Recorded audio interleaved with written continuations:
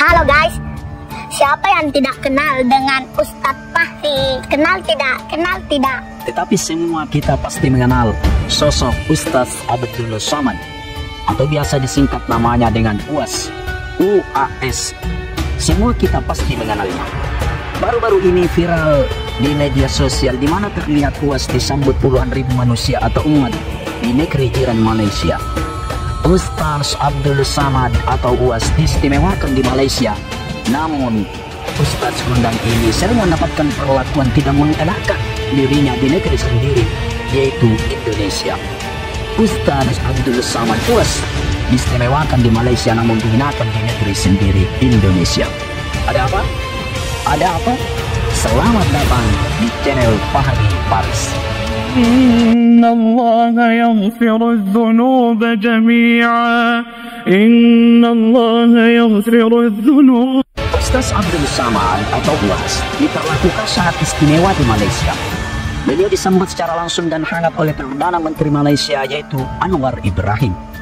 Puluhan ribu umat turun ke jalan untuk menyambut UAS. Bahkan itu fenomena yang hampir tidak pernah terjadi di negeri jiran Malaysia. Bahkan beberapa media Malaysia menggambarkan dengan kehadiran puluhan ribu umat atau manusia yang berkumpul menyambut UAS itu digambarkan sebagai tsunami umat atau banjir manusia. Dan terlihat di lokasi dakwah, para jamaah atau umat yang menghadiri acara dakwah UAS sampai harus antri sejauh 5 km. Harus antri sejauh 5 km. Assalamuallah. Hidupkan hati yang pakai sensor. Rasulillah sallallahu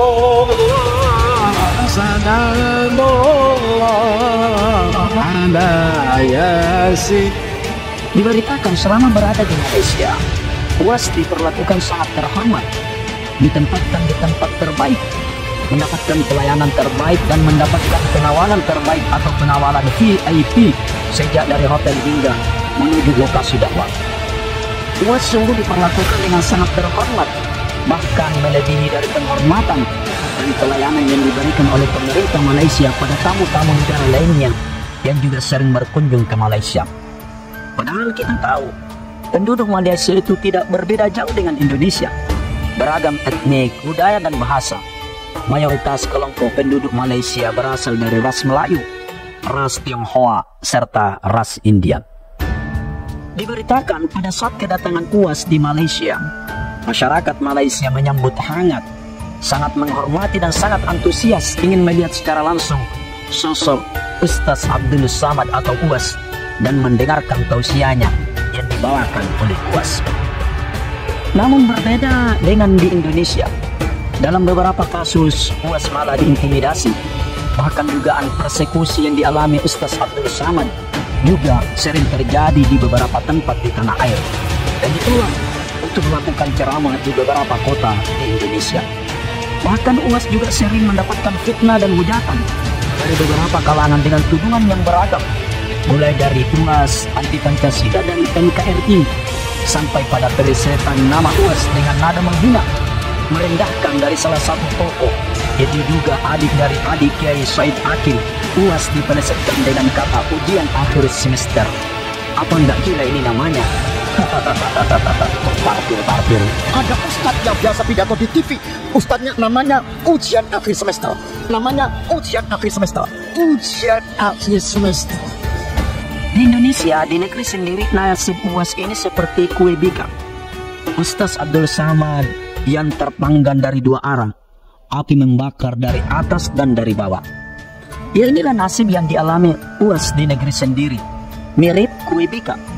Meski ada perbedaan dengan nasib Ustadz Abdul Somad, dipanggang dari dua arah, dari bawah dan dari atas atau dari depan dan belakang. Kepada UAS, celaan dan hujatan disebarkan oleh para pembela bajingan, penikmat kemaksiatan bahkan non-muslim itu dari depan. Sementara dari belakang, cibiran demi cibiran disebar oleh kelompok-kelompok yang tidak hanya dari kelompok yang merasa dirinya ustaz atau kiai, yang merasa ditinggalkan oleh jamaahnya sendiri dan jamaahnya berpindah hati ke Ustadz Abdul Somad. Namun juga ternyata datang dari kelompok Salafi Wahabi yang merasa paling sunnah yang bergelantungan di pagar takbir. Abdul Somad ini sesat. Mau dengar ceramah yang bilang Abdul Somad sesat? Bodoh orang itu. Siapa itu? Kalau banget umat mengatakan jangan belajar dengan dia. Abdul Somad sesat, bodoh.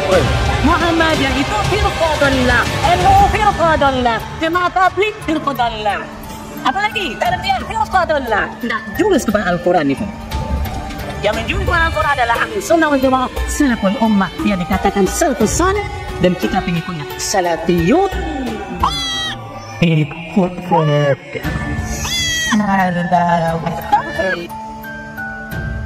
Tentu kita menjadi repot ketika orang-orang yang seharusnya satu baris dengan UAS dalam menghadapi kejahatan kepada para dai malah justru mencibir dari belakang.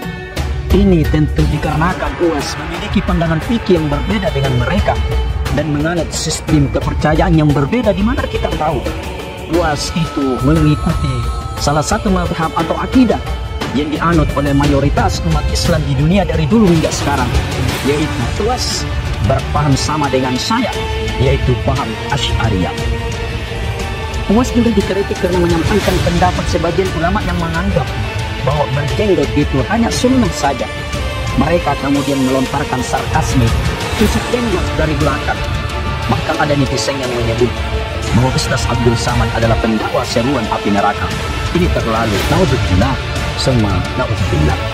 Contoh kasus yang lain, ketika UAS bersikap tegas terhadap artis Rina Nose yang rela melepas hijab dan mengkampanyekan hidup tanpa perlu agama, sang dai Ustaz menyampaikan sebuah kalimat dalam salah satu tausiahnya terkait dengan sikap artis Rina Nose itu.